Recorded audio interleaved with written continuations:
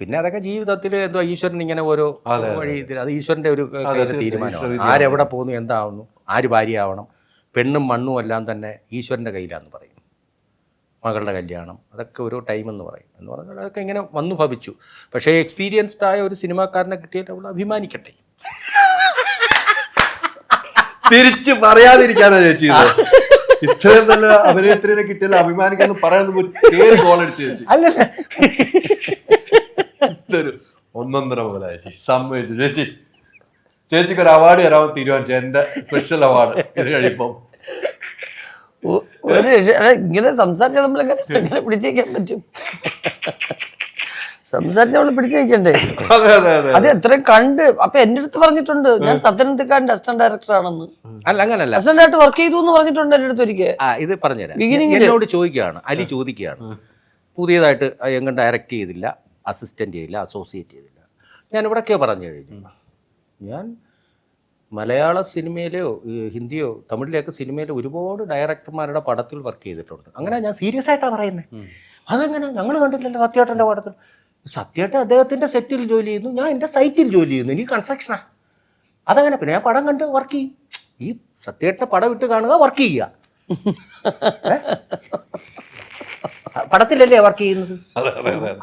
അപ്പം ഞാൻ ഒരുപാട് ഡയറക്ടർമാരുടെ പടം, അതുകൊണ്ടാണ് ആ പടത്തിൽ അതിനകത്ത് എനിക്ക് വലിയൊരു ഗുണം കിട്ടിയിട്ടുണ്ട്. മറ്റേ ഞടന്ന് ഒരു ഡയറക്ടറും പറയത്തുമില്ല, എനിക്ക് പടം കണ്ട് ഞാൻ തന്നെ അല്ലയോ ഡയറക്ടർ. ആ കഴിവ് ഞാൻ ഈ പടത്തിലാണ് കാണുന്നത്. പക്ഷേ നമ്മൾ കോപ്പി അടിക്കാനും ശ്രമിച്ചിട്ടില്ല. അപ്പം നമുക്ക് ജീവിതങ്ങൾ അങ്ങനെ, നമുക്ക് സിനിമയാണ്. കാരണം ഞങ്ങളുടെ ചർച്ചയിൽ സിനിമയാണല്ലോ, വീട്ടിലാണെങ്കിലും സിനിമ മാത്രമേ എപ്പോഴും. അത് തന്നെയാണ് ഒരു സിനിമാ കുടുംബത്തിലൊരു വിജയം. അത് തന്നെയാണ്. പിന്നെ അല്ലാതെ പറഞ്ഞ വിശേഷങ്ങളില്ലല്ലോ. എല്ലാം എങ്ങനെയൊക്കെ കറങ്ങി തിരിഞ്ഞ് വന്നാലും ഇവിടെ തന്നെ സിനിമയിൽ എത്തും എന്നുള്ള ഇതാണ്, ഒരു മാറ്റമില്ല.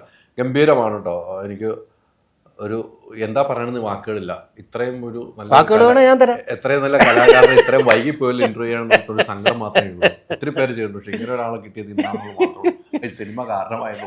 ഇതിനു മുമ്പ് കൊണ്ട് നിർത്തിയിട്ടില്ല. നമ്മൾ പറഞ്ഞു വെച്ചതെന്ന് തന്നെ തുടങ്ങാം. കുറേ സിനിമകൾ ചെയ്തു വെച്ചല്ലേ, കുറേ സിനിമകളിൽ ഒത്തിരി നാടൻ കഥാപാത്രങ്ങൾ ചേച്ചി ചെയ്തിട്ടുണ്ട്. നാടൻ കഥാപാത്രങ്ങൾ പ്രേക്ഷകരുടെ മനസ്സിലെന്നും എനിക്ക് തോന്നുന്നത് ചേച്ചി ഒരു ലേഡി സൂപ്പർ സ്റ്റാറിന് അപ്പുറത്തേക്ക് എന്തെങ്കിലും പേരുണ്ടെങ്കിൽ അത് വിളിക്കാവുന്ന ഒരു നടിയാണ്. പ്രേക്ഷകരാണ്, ചേച്ചി പറഞ്ഞില്ല, പ്രേക്ഷകർ വിളിക്കുകയാണ്. അതിൻ്റെ അപ്പുറത്തേക്ക് ഒരു നടിയെന്ന് വിശേഷിക്കാൻ പറ്റുന്ന ഏറ്റവും നല്ല നടിയാണ് മലയാള സിനിമ. അതാണ് അന്നും ഇന്നും ഒരേപോലെ സിനിമയിൽ നിൽക്കുന്നത്. അല്ലെങ്കിൽ വേറെ ആർക്കും അങ്ങനെ നിൽക്കാൻ പറ്റില്ല. ചെയ്ത കഥാപാത്രങ്ങളെല്ലാം പ്രേക്ഷകരുടെ മനസ്സിലുണ്ട്. ഈ ജഗദമ്മയിലേക്ക് എത്തുമ്പോൾ പ്രേക്ഷകർ എന്ത് പ്രതീക്ഷിക്കണം?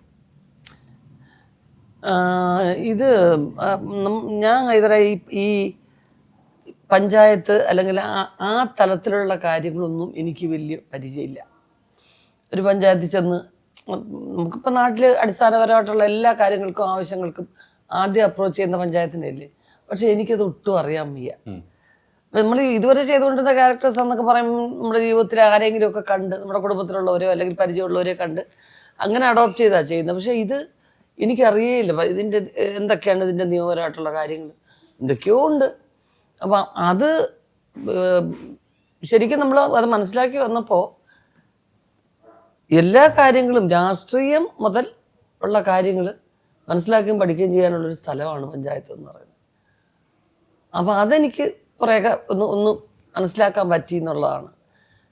പിന്നെ നമ്മുടെ നാട്ടിൻപുറങ്ങളിൽ അല്ലെങ്കിൽ നമ്മുടെ ചുറ്റിനുമുള്ളവരുടെ എല്ലാ സ്ത്രീകളുടെയും ഉള്ളിലുള്ളതായിട്ടുള്ള ചില കൊച്ചു കൊച്ചു കാര്യങ്ങൾ അത് കുറച്ച് നന്നായിട്ട് എക്സ്പ്രസ് ചെയ്യുന്നൊരു സ്ത്രീ, അതൊട്ടും അതിനെ ഒന്ന് കവർ ചെയ്യാനോ അല്ലെങ്കിൽ കൂടുതൽ സൊഫിസ്റ്റിക്കേറ്റഡ് ആവാൻ ശ്രമിക്കാതെ നന്നായിട്ടത് എന്താ പറയുക അങ്ങ് പെരുമാറുക, പ്രവർത്തിക്കുക, അങ്ങനത്തെ ഒരു ക്യാരക്ടർ അത് കുറച്ച് നാളായി ഞാൻ ചെയ്തിട്ട്. Ultra modern kitchen devices. ഒരു കിച്ചണിൽ വേണ്ട എല്ലാ ലേറ്റസ്റ്റ് ബ്രാൻഡുകളും ഇവിടെയുണ്ട്.